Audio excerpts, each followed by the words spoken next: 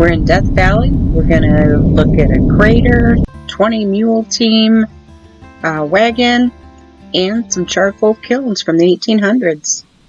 Okay guys, this is the Ubehebe Creater. It is measured in thousands rather than millions of years. It is about 2,000 years old.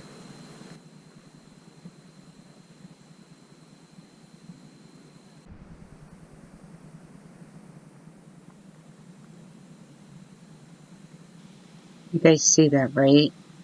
Comment and let me know. This is really pretty. I have to give it that. You can see Jeff down there. This is the crater. You can hear the gravel under my feet.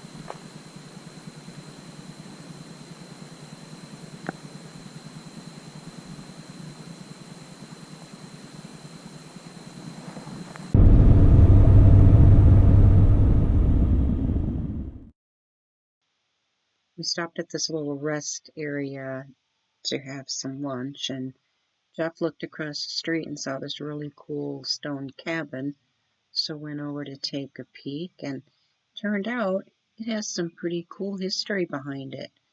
We will walk over there and see what the sign has to say and share it with you.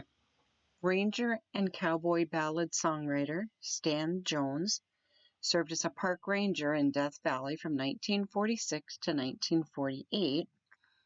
Jones and his wife Olive lived in the CCC-built stone cabin where he wrote the song Ghost Riders in the Sky. How cool is that?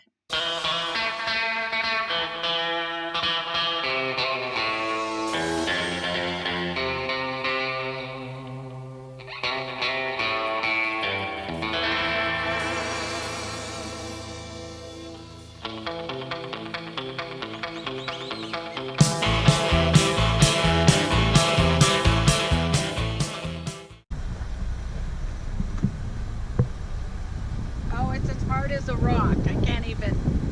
It's ice. It's not snow. It's quite the view.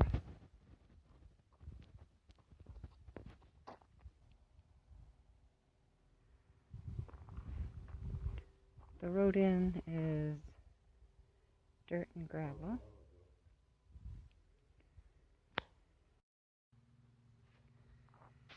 These are the charcoal kilns.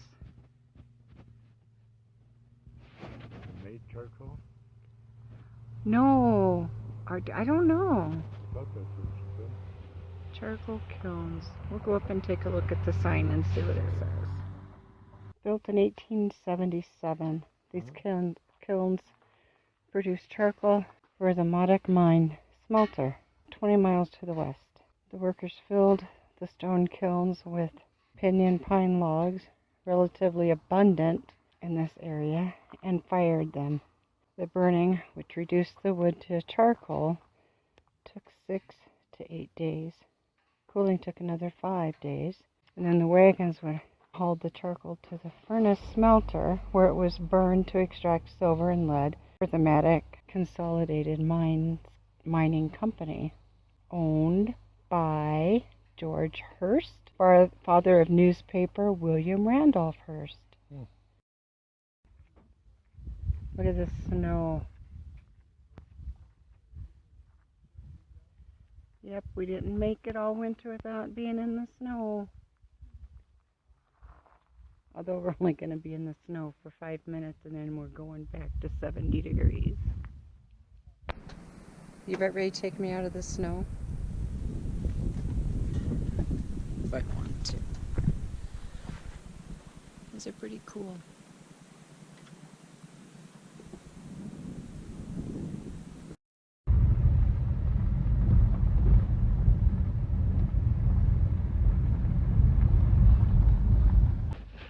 Absolutely gorgeous.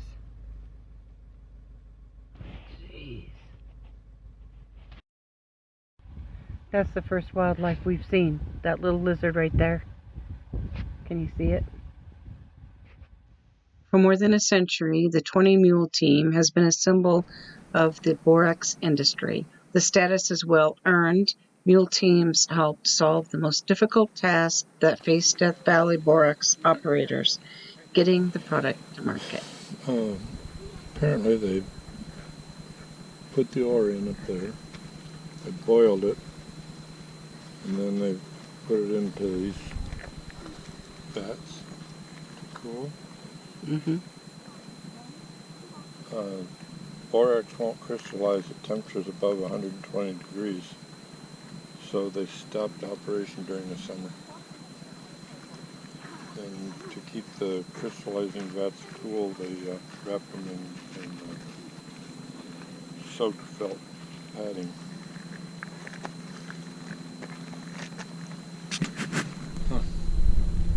Anyway, the crystals form on metal rods that were hanging down in the cooling vats. Yeah. And then they apparently they scraped it off the metal rods, put it in bags for transportation, and that was the process. I would have guessed that they just mined it and ground it up. Well, it says borates / salt minerals were deposited in the ancient lake beds that uplifted and eroded into the Yellow Furnace Creek Badlands.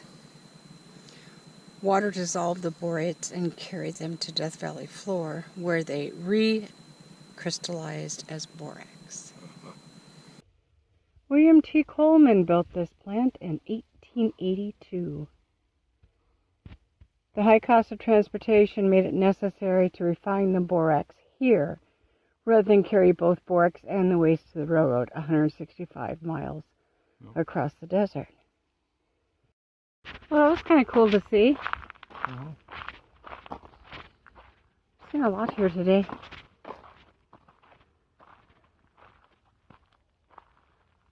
I would say.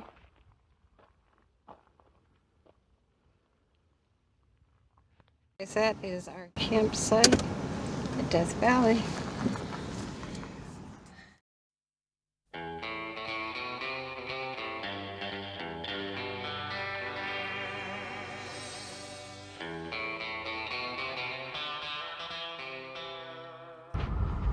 Okay, I call that a Halloween tree. What do you think? I think it is. I think it's a Halloween tree. You wouldn't think that round pin would be right there at that heliport. Heliport. I don't know.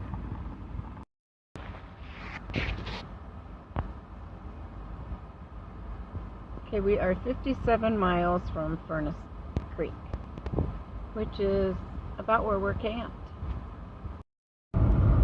This road just feels like it goes on forever.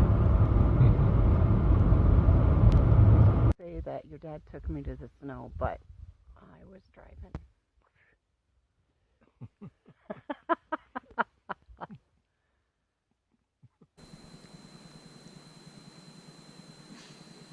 What are you doing? Is that a video?